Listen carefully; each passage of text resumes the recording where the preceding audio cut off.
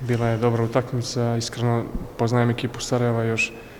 Igrao sam 3 sezone tamo i radi se stvarno jednoj veoma kvalitetnoj ekipi, tako da mislim da je ovo bila jedna odlična provjera za nas, da se izmjerimo negdje, da vidimo gdje smo i mislim da ima još tu dosta prostora da radimo i da napredujemo, ali mislim da je to i bolje, jer da nema prostora to ne bi bilo dobro. Ovako mislim da sam vidio danas ekipu koja želi, koja hoće, koja ima kvalitet i nadam se da ćemo iz dana u dana sve više i više napredovati. Dugo nisam onako bio u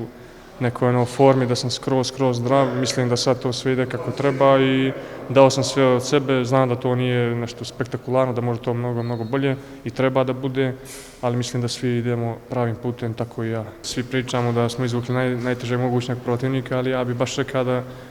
da je to nekako i bolje za nas. Jednostavno mislim da je dobro igrati dobre evropske utakmice i srećan sam što smo baš njih izabrali da igramo, da vidimo kako je na tom nivou na kojem su oni, jer je to nivo Lige šampiona. Sami ste rekli da su igrali prošle godine Ligu šampiona i tim bolje za nas da vidimo gdje smo. Pa prije svega ja bih iskoristio priliku da se zahvalim domaćinima u Nikšiću, FK Sutjesi i svim ljudima u gradu, zaista nam je bilo jako prijatno. Meni je prvi put da sam u vašem gradu, tako da nosim jako lijepe uspomene. Želim Sutjesi apsolutno sve najbolje i pratit ću ih u tom prvom pretkolu Lige prvaka. Što se tiče nas, naravno da i moj kolega i ja dosta malo vremena, kod nas je bilo opet dosta promjena, evo ja sam sad opet došao kao trener, tako da ima dosta detalja s kojima mogu biti zadovoljan, ima detalja naravno i koje me smetaju, pate, ali imamo 7 dana, još jednu pripremnu utakmicu, nadam se da ćemo to otkloniti, da ću uspjeti približiti svojim igračima neke stvari koje moramo popraviti. Pa gledajte, Europa u pitanju s druge strane, znaš, uvijek je taj ždrijeb, kad izvlačiš i onda kad gledaš kojeg protivnika ne bih ti upravo njega dobiješ. Jednostavno Inter Turku ima sad već nekih 16 službenih utakmica, prvi su u prvenstvu Finjske, ali evo, možemo mi uvijek pričati, tražiti i probleme i nekakve alibi, jednostavno ovo je naš momentum u kojem jesmo, moramo biti pametni, moramo biti najpripremljeniji za taj trenutak, suprotstaviti se na najbolji mogući način, siguran sam prva utakmica na Košovu pred, vjerujem,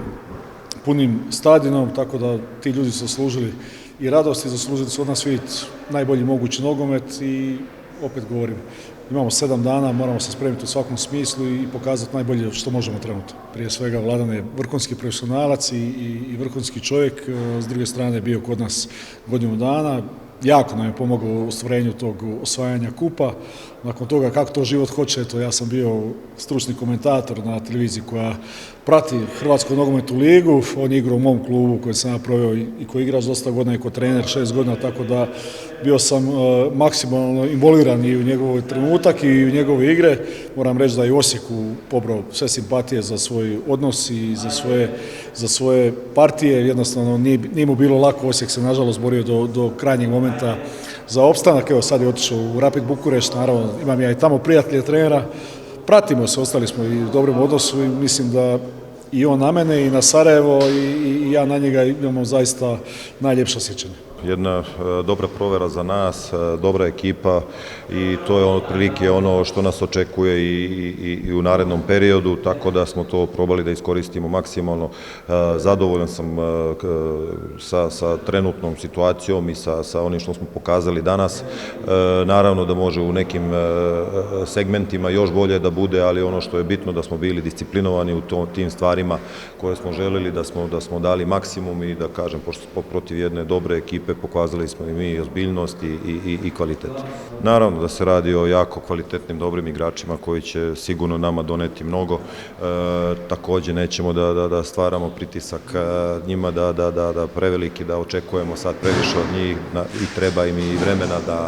da uđu u ritam, da se uigraju sa ekipom, ali ovo što su danas pokazali, inače, znači jako smo zadovoljni i mislim da će biti jako dobro pojačanje i oni i pored njih naravno i Kamara koji se vratio i Kember koji je došao, mislim da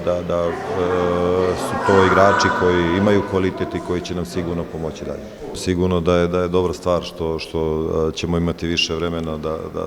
za pripremu utakmice i što